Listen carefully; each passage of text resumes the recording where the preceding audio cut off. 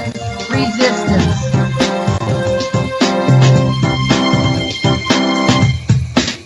Love is greater than fear.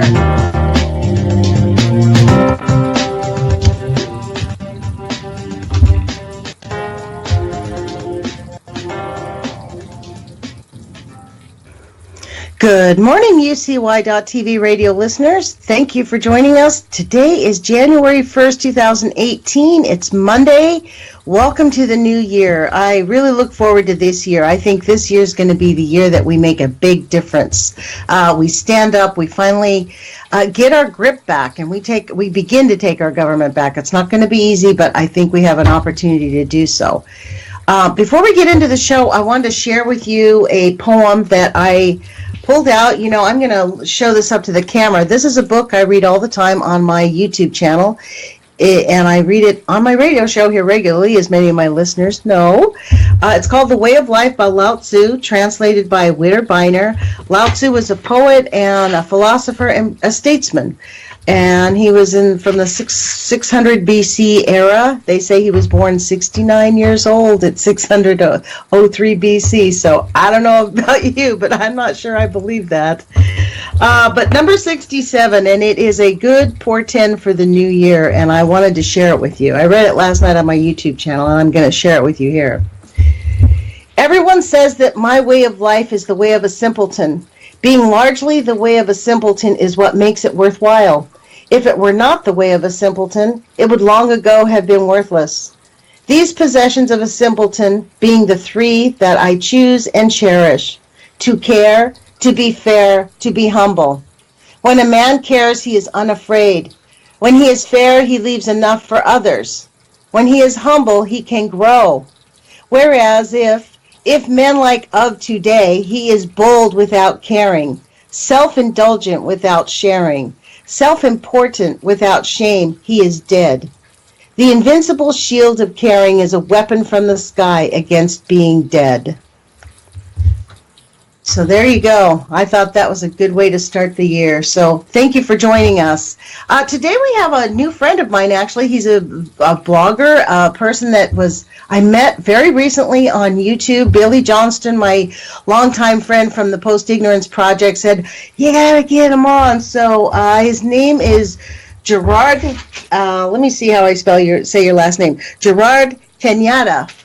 So Gerard, thank you for joining us. We really appreciate you being here. Thank you for having me.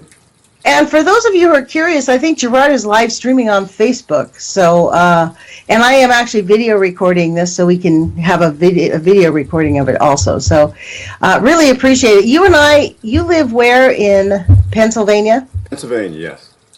So, how long have you been actively engaged in, quote, waking people up? So I guess that kind of begins with my wake up. And so I used to be a children's rights activist going back 20 years ago.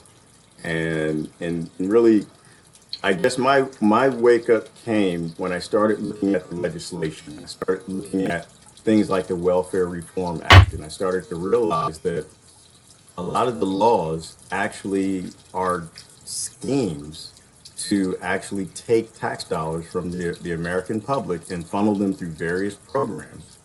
And once I really started to realize that we were being played at pretty much every level, every party, I stepped away. I used to go and meet with the legislators, and we would do photo ops, we'd explain our case, we'd give them all the details, we'd read through the laws, we'd show them where the laws are hurting the general public, where they're hurting children. They would get the photo op, and they would go vote any way they wanted to. They smile in your face. Pretty much. And every study says that happens.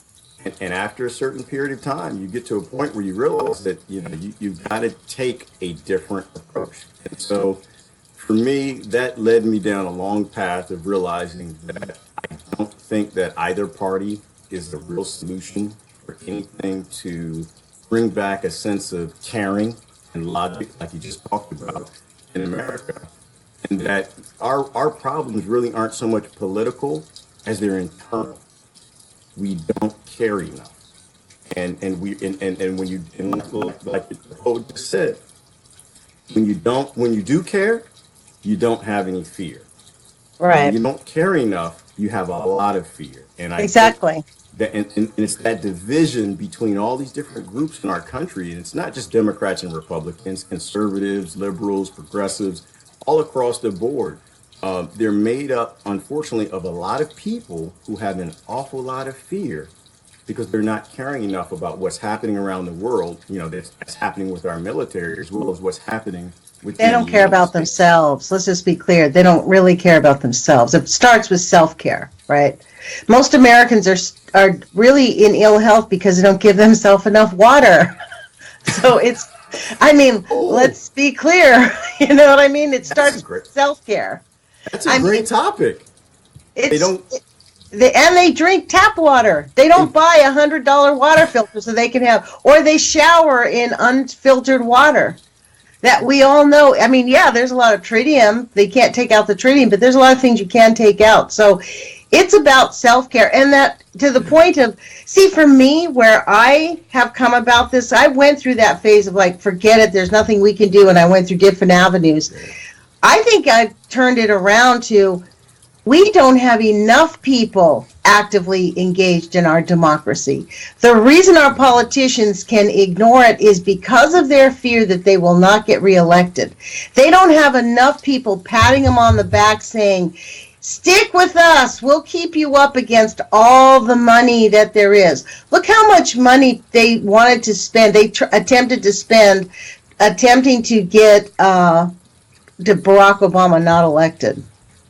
Right? There was a lot of money. What happened was in the 2016 election, they basically had to rig the election. All the Democrats rigged it against Bernie. We had a fake election in 16 because the primary was stolen. The people on UCY chat room are probably going berserk. Here she goes again with the Bernie thing.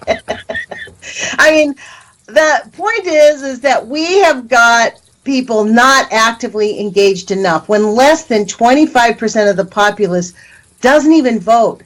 Out of those 25%, less than 10% actively engaged. And of those 10%, most of them are repeat offenders. Most people do not even pay. They think putting a name on a ballot is plenty. They don't know who their city council is. They don't know who their county commissioners are, which really does impact them. They don't know who their water board. I challenge anyone listening to this show to contact your own water board member and see if they will call you back. Yeah, so let me interject this because let me ask you a question because I think about this a lot. Do we truly have a democracy any longer? Looking at at some point, I'm hoping we did. It's elusive to me to find out where that democracy was, but do we actually have a democracy? And that's my first question. My other question would be, do we not have a democracy because we vote, or do we not have a democracy because enough people don't vote? Or is it both? I don't believe we're living in a democracy, first off. I think that we're living in an authoritarian regime, frankly. We have enough people being shot in the streets to even not call it an oligarchy. It's not just a plain oligarchy like they have in some of the European oligarchic states. We have a pretty strong authoritarian regime where we have prisons for profit. But it is because we don't have enough people voting. If we had on January 20th, I guarantee you there's going to be millions of people in the street with signs to say impeach Trump. Because Traitor Trump has broken the emoluments clause, domestic and foreign emoluments clause from day one. He is not allowed, according to the Constitution, which we pretend we enact. This is a basic clause. He is profiting off of the presidency. That's against the law. 100. There's not been a president that's been allowed to do this. This is an outrage against who we say we are. Now, getting to a bigger point beyond him in our face breaking the law, because we don't have a democracy, is the fact that the military has taken over since World War II. We have a CIA that has an unlimited budget, an unaccountable budget. The CIA's budget is not accountable to Congress, not to the president, not to anybody. And they can do anything they want, and they do. They keep the wars going. We know for a fact that they have increased. They went to Afghanistan and insisted, with the help of the United States military, to increase the poppy fields. When we went in there in Afghanistan, the Afghans had had enough of the heroin, of the whole heroin market, and they had basically gotten away from it, and the United States military came in with their weapons and forced those farmers to plant poppy seeds. So this is not hyperbole. This is not like some conspiracy theory. These are real, honest truths. These are facts. These are facts that the soldiers are coming back from Afghanistan and they're saying. So it's not like any of this is hidden, which gets Right. kind of back to the problem you mentioned in the beginning. How did we even get here? How did we get to a place where we effectively have lost control of our country? We effectively lost control of our military. Our military is basically a security force that's up for hire to Wall Street and banks and corporations and people. Operation Paperclip. Absolutely. And so, but it all gets back to the point of we lost our country. And we lost our country, unfortunately, through both political parties. And this is why when I hear the word vote, I kind of get a little, I vote in every election, Lonnie. But, the thing that gets me, though, is I don't think our votes are effective. And I think it's partially because of what you're saying, too, which is, one, we don't have enough people voting in terms of the right people, the older generations, the wiser people. I think a lot of the country has walked away from the whole election system and voting because they lost total faith in it. They know the machines are rigged. They know that, for the most part, probably presidents are more selected than Let's elected. talk about the machines, right? The machines themselves. Why do we have machines? So that Michael Chertoff could get super rich and become a billionaire. That's why we had the machines. Like, that is the answer, is to, we don't need machines. We didn't need machines before. We don't need them now. That's not how you run a democracy. And the fact is, the United States has not upgraded their machine since they got introduced. Do you realize that? There's actually now a piece of legislation that's been introduced into the floor of the Senate to actually demand that we upgrade our machines before 2018. So what do you think the chances of that passing is between now and 18? Zero. Like zero, right? And there is a reason why. I mean, because it makes them feel like people are doing something. You know what I mean? And for me, you see, the reason I really enjoyed talking with you and asked you on this show is because you're on the opposite end of the country and we're both Americans. You and I are engaged in this process of speaking publicly for the same reason. I don't know how old you are, but you look over 40. You know what I mean? Like I am. I'm 62, so I'm sort of what they called an older America, right? And I mean, I'm outraged. I had my come to Jesus moment when Bush openly stole the election in 2000. That's when I went. When not one senator would stand up with the Black Caucus and ask for an investigation. When Nancy Pelosi took impeachment off the table in 2004, that's when I knew the Democratic Party was in on the gig. Honestly, from 2000 to 2004, I thought, well, maybe they were just wanting to keep the rule of law and they didn't want to, like they were going along with the program. But honestly, when they gained control of the House, and Nancy Pelosi was the one of two women who saw the torture tapes. One of two women.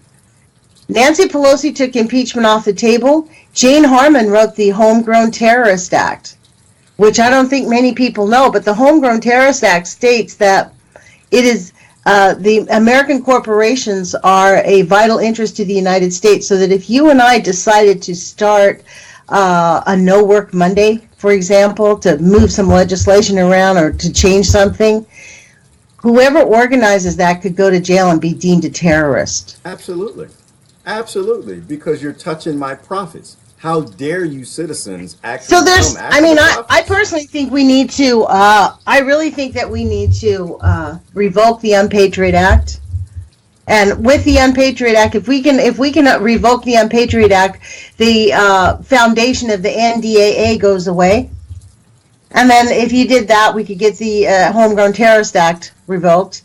But this all speaks to the fact that they are eating our arms off. They're eating our arms off. and we're shaking salt and pepper on our arms for them. And we are giving them the fork and the knife, and we're setting the table, and we're saying, please, sir, I don't want any more. You can eat more. You know, the reverse of Oliver, you know.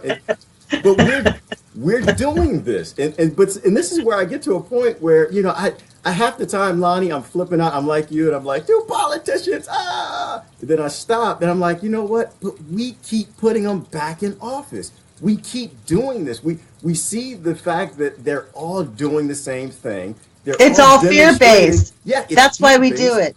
And they're like they're buddies. They're all doing the same things together, and they're trading off good cop, bad cop, good cop, bad cop. And so I think at a certain point in time, we have to step back and breathe and say, you know what? If it looks like a horse, it smells like a horse, maybe it actually might be a horse. And the two parties are totally interlocked and totally colluding. And so I think we got to, you know, there's so many issues. You know, we do need to get rid of the Unpatriot Act. And I love how you said that. I caught that. The Unpatriot Act. But there's a lot of laws we have to get rid of. And I think if we can focus on the bare base, what's wrong with our country, and the fact that we've allowed greed to pretty much make every decision for us, then we can start to talk about what laws have to be revoked. We can start to talk about what politicians need to go, right? What would be your first law? What would be your first thing that you would have fundamentally?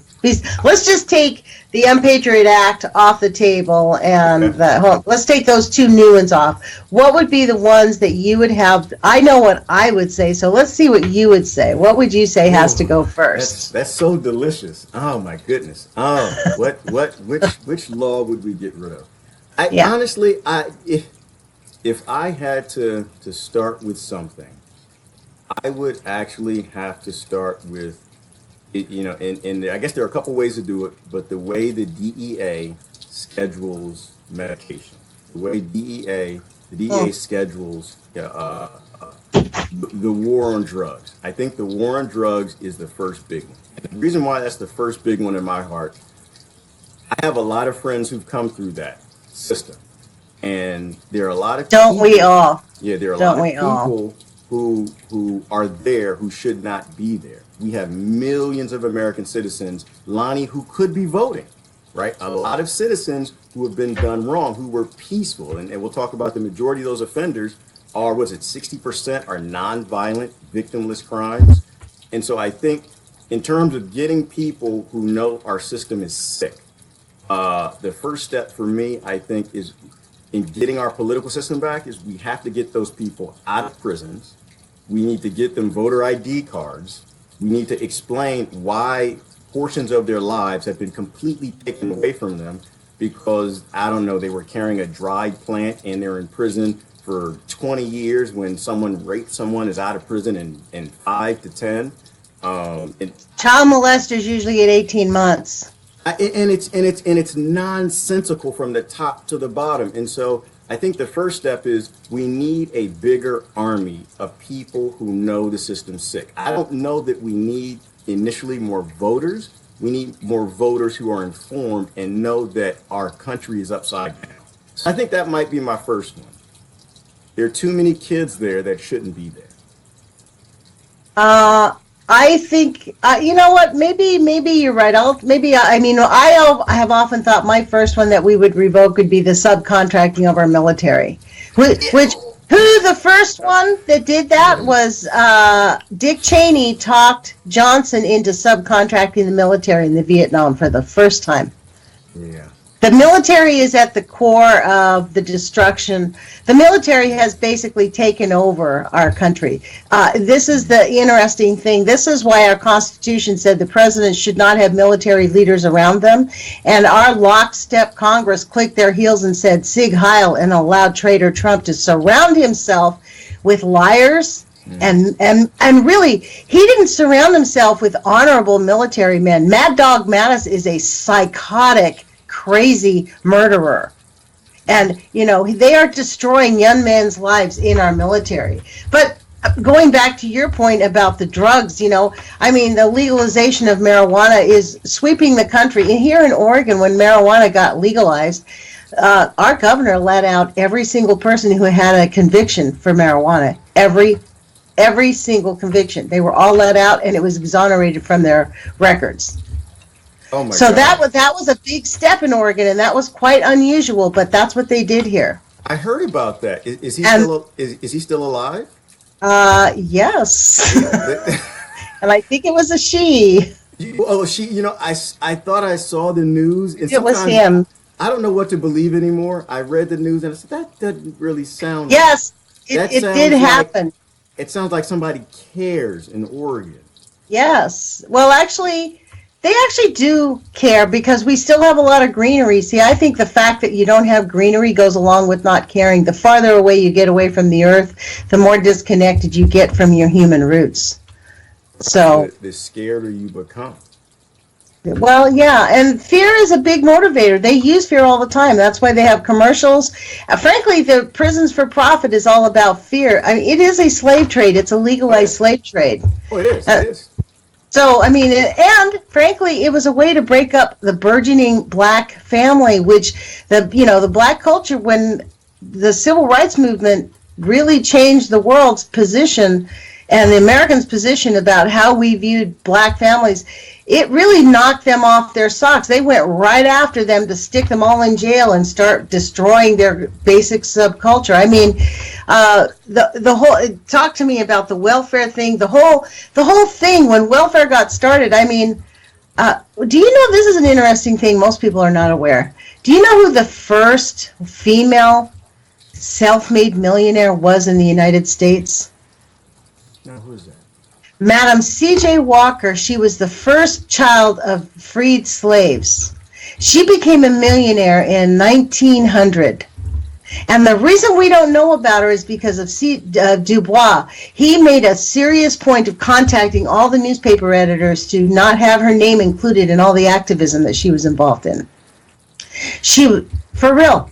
Well, no, and that does bring back. But that was just about misogyny, and he was one of those people, who felt like we should give freedom to black people in incremental.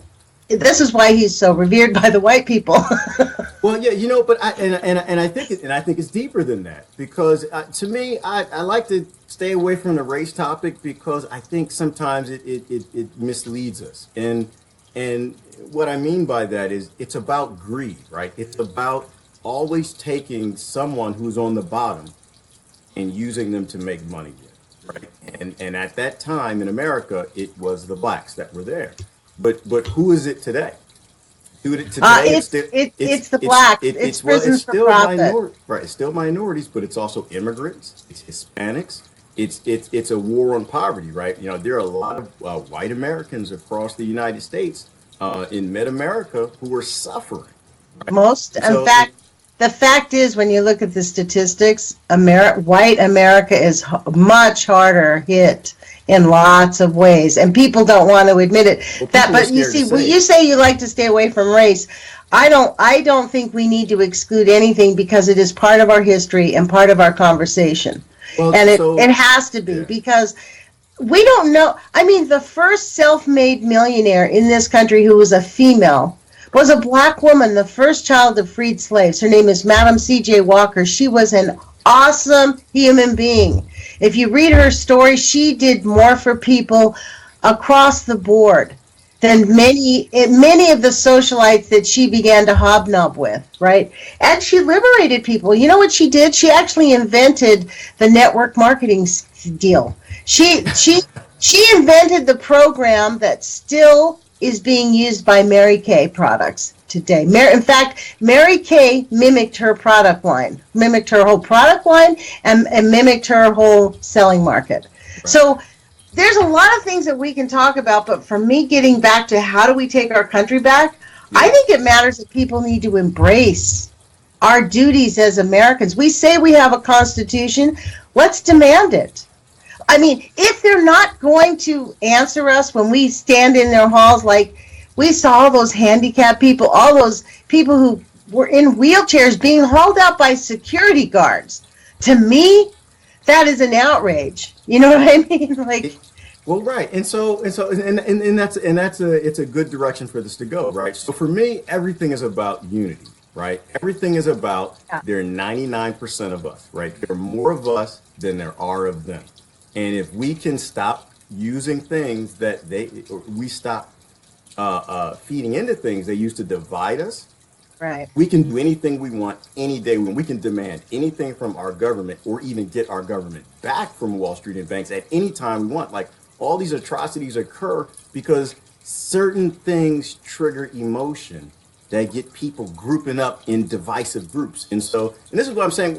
I like to stay away from and it's not race, it's any divisive things that have been utilized to separate Americans. So we know they're poor whites, they're poor blacks. And to me, it doesn't matter how many of each there is. If there's one starving kid in America, we got a lot of changes to make. And then they do it with the Muslims and the Christians. They do it men and women, conservative, liberal. And so I like to stay away from divisive things because when people don't get triggered into emotional topics, they can agree on certain common things. Like there shouldn't be 2 million starving people in Yemen right now.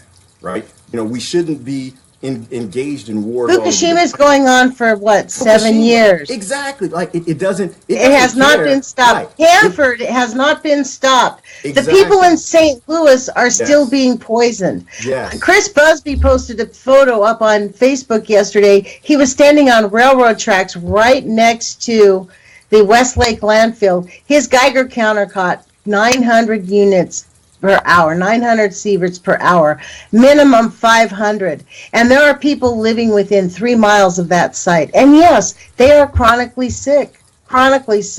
Many of them end up dying of sad diseases. That's what got me going on the St. Louis landfill thing, was I saw a picture of a child sitting in a hospital bed. Like, how, and like, exactly like you said, these people have engaged. They've gone down to Washington. They've testified. They get the little pat on the back. Even Barack Obama said, yeah, well, we know what's going on in St. Louis. Lip service. And what happens now? Roy Blunt, the senator from Missouri, his son works for Republic Services, who owns the Westlake landfill. Yes. But it makes sense, though. It all makes sense. But we can't get to the It makes sense? I don't think it makes sense. Well, it makes sense from an identity politic dividing up people, making them stupid perspective, right? They use certain names and keywords that get you to fall in love with politicians, that it makes them beyond reproach. And so, oh, no, you can't say anything bad about Obama. Oh, no, you can't say anything bad about Trump. And when people get locked into these identity politics, even from a Democrat, Republican perspective, or, if you say anything, oh, well, it means I got to be on this side because you said my keyword and it triggered this and I can't say anything negative about this person. And that's how they keep everything exactly the same. We have to get to a point where we talk policies, not presidents, not people, not personalities, but the policies. And everyone agrees. You can look at the jet stream, and it doesn't. A third grader can tell you that the jet stream blows radiation from Fukushima this way. If you live this way, right, exactly. It's not going to go good for you. So, well, actually, if you live anywhere in the northern hemisphere, it's not going to go good for you. Let's be clear. Right, but these are things everybody agrees on, and whenever people start to get together and they start to talk about, what, this is bad, we should stop it. They'll always throw something divisive, triggering in to push people for Trump back over there, people for Obama or Clinton back over there, and then nothing changes. And so I think our key to changing things is people who they have to start talking to their others. The ones that are just told are beyond reproach and we can't talk to the left or we can't talk to the right, all of this directly is going to affect the next generation. It's affecting us on the way out, but our kids are going to have to live with continuing to hand over the keys to the world and the keys to America to the same groups that are running both parties. See, this is the interesting thing, is when people take on these political divides that I have found, is when you get to the root of why they are on that position, it's almost identical to why they're on the other side. The people on the other side, they all feel like they're standing up for the right thing. This person is standing up against the, quote, deep state. I think fundamentally most Americans know the military has taken over. I think fundamentally most Americans realize that our product, our number one product in the United States is war, murder, and death. That's what we produce. I mean, if the reason we keep building more weapons, the reason we keep the industrial military complex is the politicians are afraid if they close these bases. How many bases do we have around the world? Way too many. Admittedly, it was a couple hundred, right? And yeah, well, the black sites go back to the CIA black sites, right? So we don't know what they've got. Like, we do know they are torturing people. I mean, there's just so much fundamentally wrong with what we say there is. And I think that's what drives me and you, is because we want people to, whether you get involved, this is my position, whether you get involved in politics and want to talk to your elected officials and vote and do all you can to change the Constitution and enforce the Constitution. Like right now, I really believe we need to stand. If we're going to hang on to a shred of our Constitution, we have got to get this Congress to start impeachment hearings on Traitor Trump about the Emoluments Clause. That's the number one thing. All the other charges that have come up against him, obstruction of justice, we don't know. I mean, and the fact that Nancy Pelosi says we have to wait for Mueller is apples and oranges, as has been said many times, because Mueller's looking at a criminal investigation. We're talking about upholding the law. The basic premise of how we run our Constitution. Now, if we're going to give up on that, then who cares? Like, let's just click our heels and say Sieg Heil. Put our little swastikas on. Yeah, and so I hate the word politics. I hate the word politics because I don't think any of this is political, right? I think when you're not murdering people all over the planet, when you're not throwing people in shackles and cages all over our country and everywhere else, that's political, right? When you talk about the little agendas, when you're doing these things, our biggest issue is human rights. Our biggest issue is human life, and so I don't think we can even get to a place where we even talk politics because our problems are so much bigger than that. Until we care more for human life than we do for politics or politicians or the little shiny things that we can get, then nothing matters, right? And so it's like you said earlier, it's about caring and not having any fear. And the first step up in a place of unity is agreeing we shouldn't be murdering people for money. That's military-industrial complex, what you just said. We spend the lion's share of our GDP on making massive metal machines to go around the planet and murder people. And to me, it's not a party thing. It's across the board, and all presidents have done it. Congress, as far back as I can remember, voted for this nonsense. And so, for step one, I think we have to stop agreeing with groups that only come up with violent solutions to go murder people to solve problems. I think that's step one. Well, I don't think it's a party discussion. I think that's across the board. Well, I don't think that party is politics. I think party is a kind of a false thing. I'm going to read to you what the definition of politics is, because everything is politics. When they say politics is local, it is. Politics is really the art or science of government. It is how do we govern ourselves. It's how we do it, the total complex relations between people living in a society. So it really does matter. I think that everything is politics. It gets down to political everything, and because that's how we govern ourselves. There's a lot of anarchists. See, the problem with international relations is that it's anarchic. Well, you have your own sovereign state, and sovereignty means you have the use of complete authority to use whatever control of military force you want within your own state. That gives you sovereignty. But what happens is, outside of your own sovereignty, it's complete chaos and anarchy. Governments can do what they want because there's no one to stop them. This was the idea behind the UN, right, is that we'd all get together. I mean, the UN has its own big problems, but it was an effort in the 20th century to, okay, we're going to hold all these anarchic states accountable to each other. Well, when you're being run by the industrial military complex, that all of that is just a sham. I mean, there's a great book that was called America at War, I think it was. I've read it maybe, 10 years ago now, or maybe 8 years ago. But it basically talked about how America has been at war since its inception.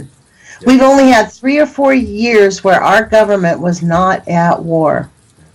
So we have had a dependence. So our politicians are like Pavlov's dog. They're sort of, think about every single city and town in this country. If we shut down the industrial military complex and said, okay, we're not building weapons anymore.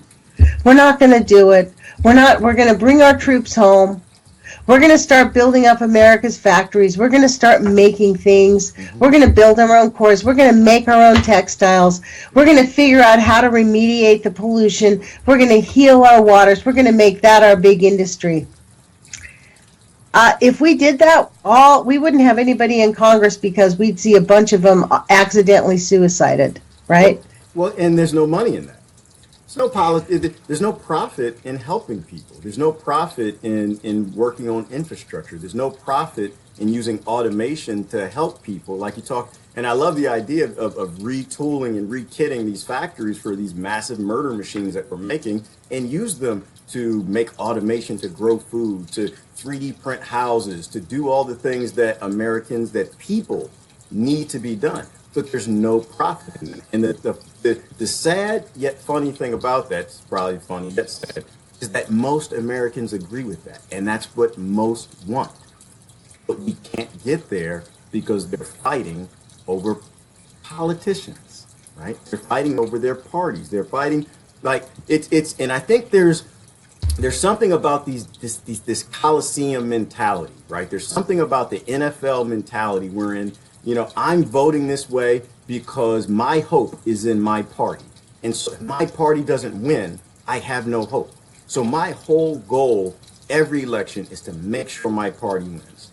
And for me, it becomes bragging rights in the Vindicaria because my party won. We beat you guys. They're not going to do any damn thing that I asked them to do. They're not, and the little things that they do, they'll make sure that it's corrupt and they'll add little segues into the law so that money is just being funneled from the taxpayer, but they never get what they want. And so Lonnie, in some ways, sometimes I think about identity politics, and I think there's a sort of a mental illness component to it. I think there's some trigger that people tend to have wherein if they place their hope in a person or a politician, then it triggers them to automatically, whatever you say, if it's against that person, they flip out. Right? So I have a lot of friends who voted for Trump and a lot of friends who voted for Clinton. And I try to stay away from those two particular words because I find anytime I use those words, no matter what I say next, it can be feed the homeless. Trump said he's going to feed the homeless. Everyone flips out. Oh my God, Trump's going to feed the homeless. That's horrible. And anytime I say, well, but it's the same way. It's this total love or total hate for a personality. Let's be clear. Trump is not going to feed the homeless. That's not in his agenda. So this is what I say. I think that Trump, like Obama, like Clinton, like all of them, I think they become politicians because they want people to clap for them. I think they want to be popular and they want to be famous and they want to go down in the history books. And so I think every president, any president, would actually become what the American people wanted if the American people would stop fighting over tiddlywinks and little silly things and stand up together on certain particular topics. So do I think, I won't say Trump's going to feed the homeless because everyone's going to go in their identity politic corners, but I'll say any president, if they think the majority of Americans are going to clap for it and stand up and cheer in the streets, they're all showmen. To me, they're all a little narcissistic. There's a little psychopath something in there. I don't think that you can send drones around the world to murder people and be a normal person. So, but they all will, if they think people are going to show up in the streets and cheer for something, they'll do it. But we can't seem to break down the divisive things that they use to divide us up. It's a genius thing, Lonnie. Divide and conquer. I mean, they actually are building an empire all over the world by simply dividing Americans over things like healthcare. This is why I don't want to talk about healthcare. Because when you're murdering people and you got people in Yemen that don't even have food and they're saying that this is the greatest famine in the last 100 years is happening in Yemen right now. It was done intentionally, too. Let's And be it's done clear. intentionally. And we're all sitting here talking about healthcare. No, let me say it right. Not universal healthcare. We're talking about for-profit healthcare. Right, We're, right. we're arguing over giving health insurance companies and pharmaceutical companies as much money as possible while people Right. are starving and dying. And I don't think that is a logical conversation for any human With being. our tax dollars. With But that our is tax dollars. But that is the epitome of where you go when you have a country that's being run by the military. I mean, for me, I think where we lost it was when we had Operation Paperclip, when we had the Manhattan Project. We started to live in secrecy and accept a secret government.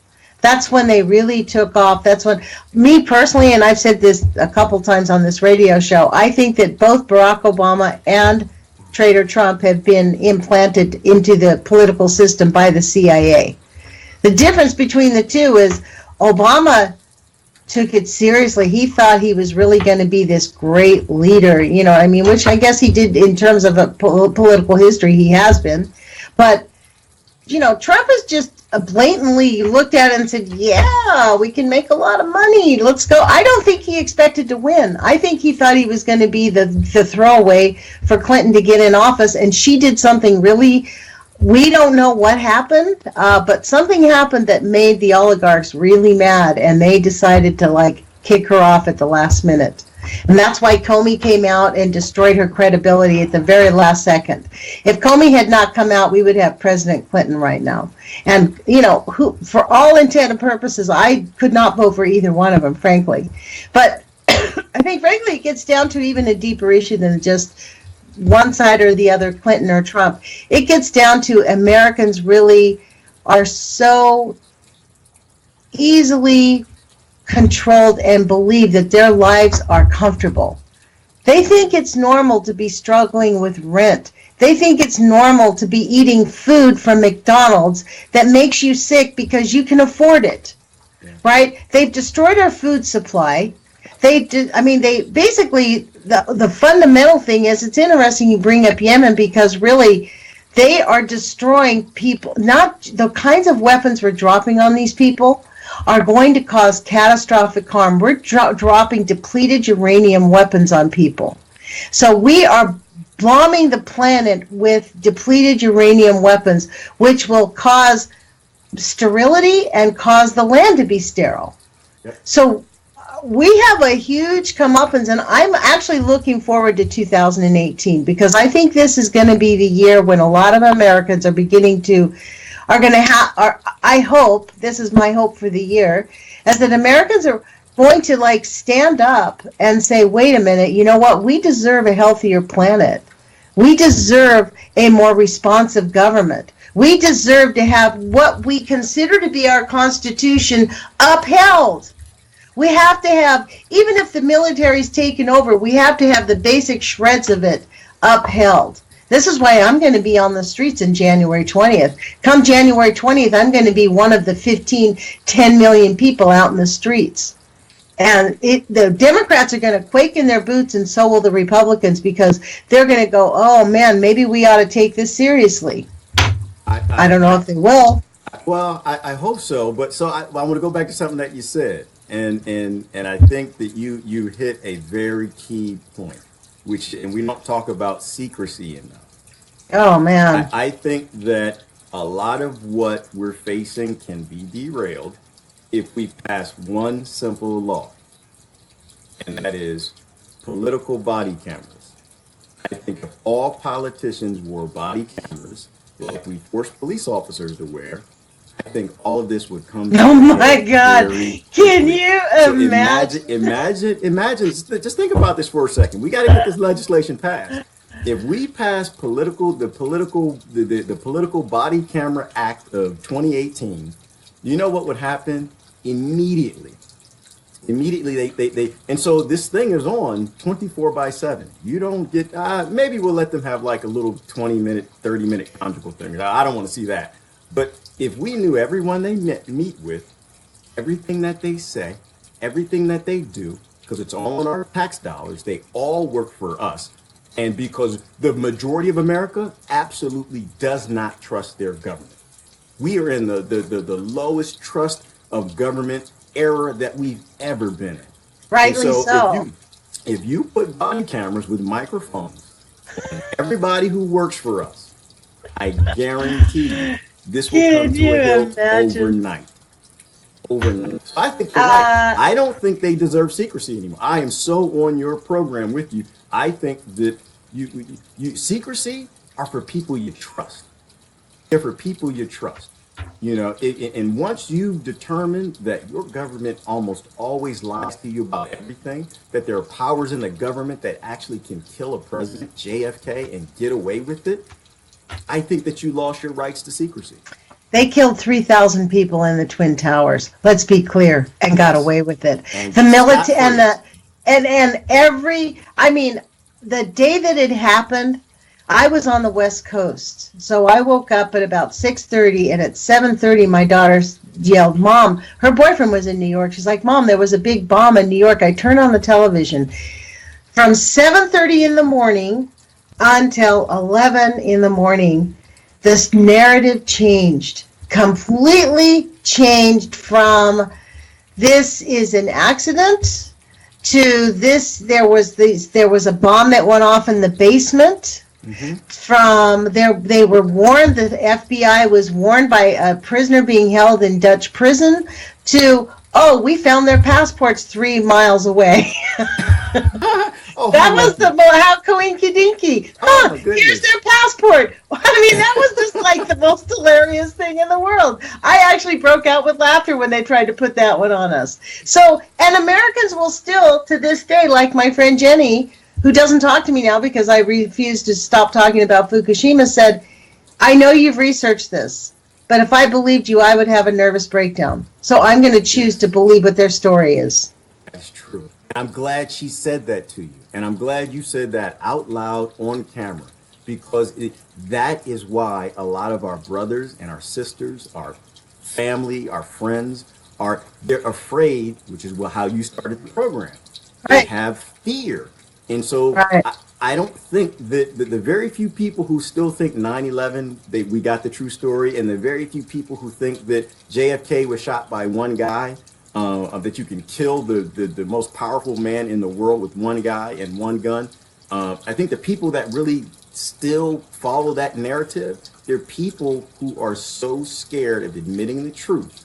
It breaks down so much of their lives that are built up on these narratives that they refuse to accept it. And this is why I'm saying we have more of a mental illness problem in our country than what we're willing to admit. I think that people are petrified, are totally petrified at. Well, we do have a mental illness problem. Do you know that one of the first symptoms or reactions that happens from constant exposure to low levels of radioactivity is schizophrenia and diabetes. So those two diseases have exploded. So what's happened since World War II, since the Age of Fission started, when they discovered the nuclear stuff, was they have systematically infiltrated other avenues so that we're not allowed to talk about radioactive contamination. You're looked at as if you're a complete lunatic. You're not allowed to blame diabetes on radioactive exposure or schizophrenia. In fact, if you say you're not taking pharmaceuticals, people look at you. I'm 62 years old. I call it the American Murder Association. I don't go to two things I avoid: the cops and doctors. If I can not go to them, I mean, in my view, they're both murderers. I don't trust either one of them, and I don't believe in any of their stuff. I think that they are so far off the mark of healthy human life. But again, it goes back to what you said, profit. Lonnie, you're going to become one of my best friends. I love you to death. I love what you just said. That's the American Murder Association. And so Yeah. And I used to work in the pharmaceutical industry, so I used Oh to my work God. within the belly of the beast. But then again, I worked for a lot of big corporations that were called merchants of death. But so my take on that, and it's interesting. We have to spend time talking about the radioactive component after a while. But I think that a lot of people, what they don't pay attention to when it comes to the pharmaceutical drugs, the way they chemicalize our entire society, all of our food system, all of that, I think it gets back to what you were indicating with the radioactive stuff, is that now that we've discovered epigenetics, we know that the environment. Why don't you define what that means, epigenetics? Okay. So back when they mapped the human genome, they went and scientists, they millions and millions of dollars to map the human genome. Because after we map the human genome, we'll be able to make blue people and super soldiers. We can make it tall as you want to be. And so, but what happened is after they determined that human beings have about 26,000 genes, they would flip a gene, but the gene would flip back. And they couldn't figure out why.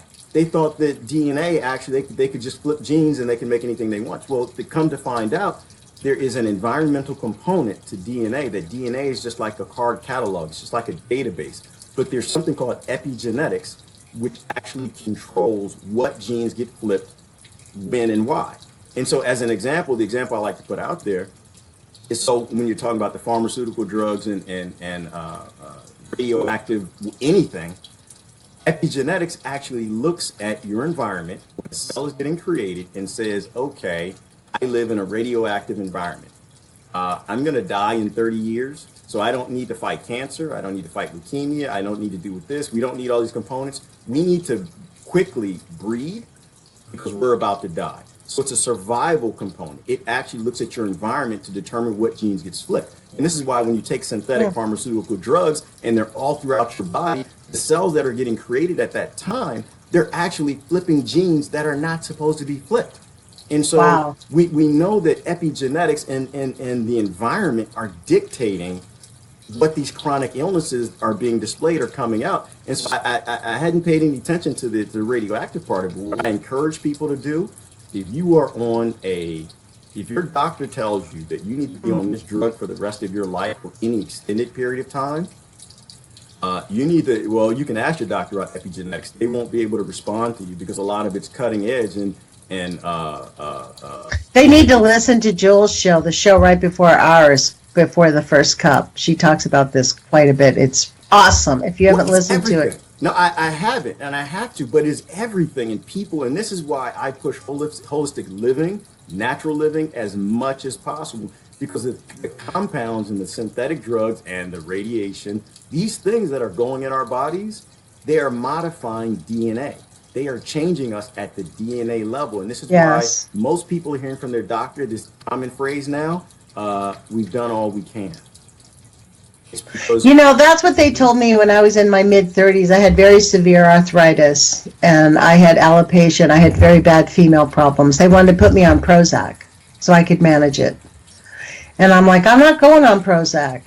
And I just sort of suffered for a few years, and then a friend of mine in my office mate, paid for my very first visit to go see Dr. Bob Heron. He's a kinesiologist in Las Vegas, and you guys can find him and go there. If you have a chronic disease, it's worth the airplane trip. Within 2 years, my arthritis was gone. Within a month, my female problems were gone. I saw him literally with my daughter on one of our visits. She had hay fever. She was suffering. I didn't know you could fix hay fever. In one visit, she became unallergic to cats, and she got over her hay fever. One visit. My other daughter was a foreign exchange student, Lennon. She was a foreign exchange student to Russia. 2 days before she was going to go to Russia, she's like, Mom, check this out. She had this big lump on her hand. She had a big cyst. I freaked out. I didn't want her to go to Russia and have them cut her hand open. So I took her to the urgent care place. They wanted to cut her hand open, and she flipped out and started screaming. Like I've never seen. She was a very well-behaved straight-A student, and she ran around the room and wouldn't let them touch her. And she wanted to see Dr. Bob. I said, okay, great. We'll go see Dr. Bob. I called him. He's like, yeah, make an appointment for tomorrow. Bring her down to the office right now. He sat her on the table. Within 20 minutes, the cyst on her hand was gone in a half an hour. More than 50%. By the morning, it was 100% gone. She never had another cyst. Right? So there is the hugest lie in our country that we have the best medical care in the world. We, in fact, have the worst. Among the first world nations, our health care is actually the worst medical care. Because we don't have healers anymore. We don't have doctors. We have mostly chemists. And that's the biggest issue with the American Murder Association, is they've actually turned our healers into chemists, and chemists who actually don't know what they're doing, unfortunately, because the doctors are as lost in this as everybody else. They're just as sick as everybody else. And we knew this a long time ago, right? Because we knew that when you took people who are on these medical cocktails, 26 different drugs, and magically they stop taking all their drugs, and magically their ailments go away and they get better. The human body is always trying to repair itself. It's always trying to fix itself. And if we stop modifying the DNA that's screwing everything up, the human body is capable of a lot of things. But this gets back to our whole conversation today, which was sick people need government. They need an awful lot of government. They need an awful lot of health care. And it convinced everyone that their bodies are ailing and that they are so sick and they need all of this help and support and medication. And so people who it's for are profit. Sick, Let's be clear. Yeah. It's not about health care. It's about people for profit. That's all it is. He's using us, like I said in my intro, assets on a balance sheet. That's what we are. Because the reason Dr. Circus, I'm going to be putting up his interview soon again. I interviewed him. There are simple household things that you can take to get over many, many ailments. We don't need it, but because they cannot make a profit off of us, they keep us sick and tethered to their machine. And that's one of the things we can do, is free ourselves by taking control of our health and our lives. I see that we're at maybe a minute left here, Jerome. All right. So it's been actually really awesome. You'll have to come back and share the hour with us again. Anytime. I enjoyed this conversation because we're like-minded. You know, I mean. So the funny thing is, that's what truth does. You don't have to have the same background, the same party, the same part of the country or the world. When you start looking at the truth and you're doing critical thinking, we all arrive in a very similar place. Right. And we all act out of love. This is the issue, is that really what we really must do, and I want to thank our listeners for joining us, is really open our hearts and really act out of love. And like Carl Grossman said, whatever you think you should be doing, say yes to it. Don't say no anymore. Like, we have been trained to say no to ourselves. It is extremely important for us to say yes to our intuition, yes to our self-love, yes to everything. And so you've been listening to Jerome. Tell me your name again, Kenyatta. Gerard Kenyatta. Gerard Kenyatta. Thank you, Gerard. And people can find you on Facebook, and I guess you're live streaming. I hope you come back and join us. I encourage everybody, put your courage feet on. We'll talk to you guys soon. Bye-bye.